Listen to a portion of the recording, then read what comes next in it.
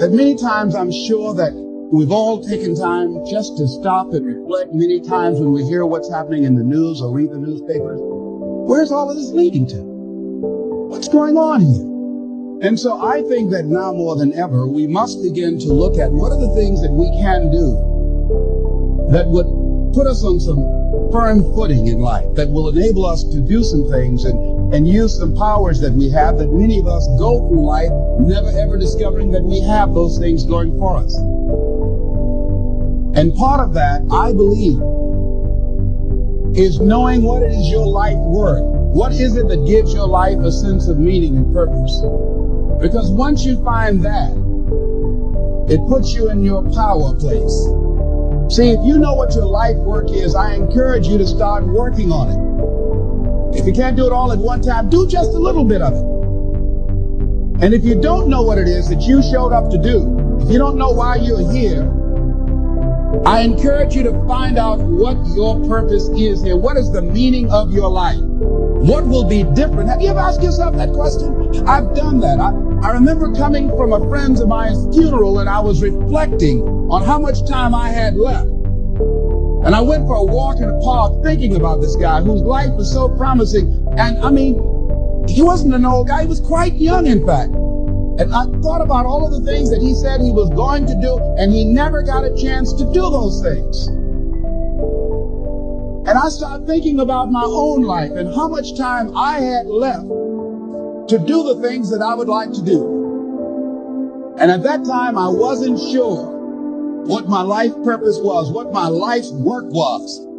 I wasn't sure about it at that time. And I thought about it quite a lot. I had some idea, but I wasn't convinced. I don't think I felt worthy. I didn't believe that it could be me to do this kind of work that I'm doing right now. And I say to you that if you begin to take a conscious effort to find out what it is that you're supposed to do, I say that it can literally save your life. I said that it can literally save your life. 85% of the American public, according to recent studies, are going to jobs that they hate, working on jobs that do not challenge them. They get sick thinking about going. Because, see, when you go to a job and you already know how far you can go, you can already see that proverbial glass ceiling. See, when you're going someplace and you already know how much you're going to make, you already know how far you can go, you're in a dead-end position. It erodes your self-esteem. It lowers your sense of yourself. It creates an inner turmoil. It creates an emptiness in you. So I say that your life is worth finding what it is that you're supposed to do. And I'm not saying quit your job. I'm saying find it and do just a little bit of it. Just start working at it just a little bit, but do find out what your work is and hold on to it and don't let your dream go. Don't let it go.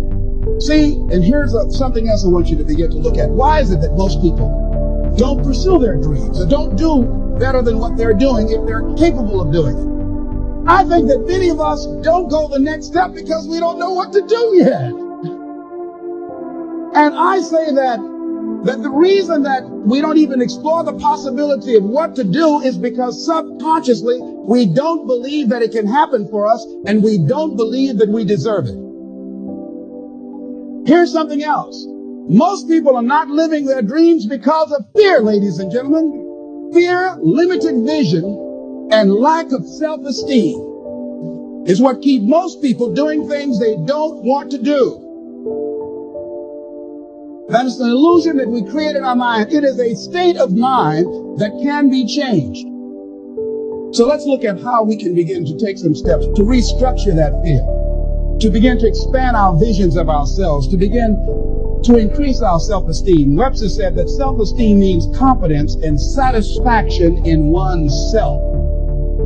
The same reason that people stay in relationships where they're abused or they're unhappy or it's unfulfilling, they can't see themselves beyond that relationship. They can't see themselves enjoying life without that person. They think that this is all that they can do. The same reason that people get stuck at a certain level in life. They can't see things being better for them. And they think that this is it and this is all they deserve. This is all they've ever seen. It's been passed on to them. And they think that this is it for them.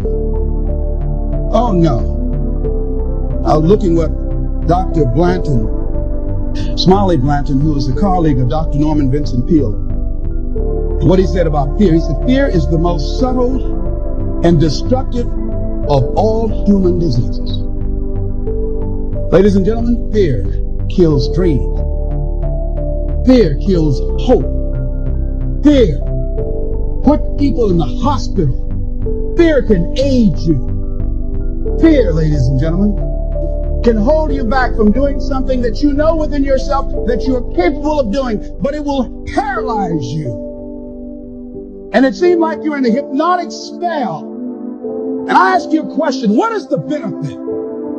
What's the benefit of allowing fear to hold you back? What's the benefit of giving up on yourself, of not stepping out on life and taking life on? What is the benefit for you? What's the plus in that? It's one of the things I had to ask myself. So I didn't want to make any mistakes. I wanted everybody to like me. I wanted to be perfect the first time I did something. It's not going to happen. You're going to make some mistakes. You're going to hurt some folks' feelings. You're going to create some enemies. Whenever you decide that you want to begin to take life on, you got to ask yourself, how long am I going to allow this to hold me back? I like what Zig Ziglar says. He said, fear is false evidence appearing real. So here's what I'm suggesting. How much time do you spend working on you? How much time do you spend every day working on your dream? In the last 90 days, how many books have you read? In the last year, what new skill or knowledge have you acquired? What kind of investment have you made in you? Look at your life right now. Whatever you've done up to this point in time, your life is working. Whatever you have produced, it came out of you as a result of the kind of person that you have become. It's a result of your choices. It's a result of your consciousness. Now you have to ask yourself, are you satisfied with what you have produced? Is this what you want? Would you like for things to be better than this? Do you believe that you deserve better than this? Are you content? This is it. You don't have to do anything else. That you already resign yourself in life and say, well, I'm happy. I'm not starving like the people in Calcutta. So I'm saying that as you begin to look at where you want to go, if you want to make it today, and things are changing so fast, you have to literally run to stand still. I'm saying that you've got to make some conscious effort to begin to work to develop you. Are you allowing yourself to get off the hook like that? Or do you believe somewhere in the back of your mind or in your heart that there's some other great work for you to do? There's something else that life has for you. And that's why you're here. How do we handle this fear factor? How do we increase our self-esteem? You have to begin to fortify yourself. How do we do that?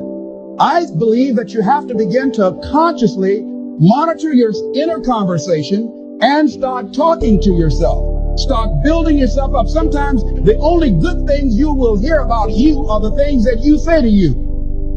So I'm saying learn to be your own booster. Start building yourself up.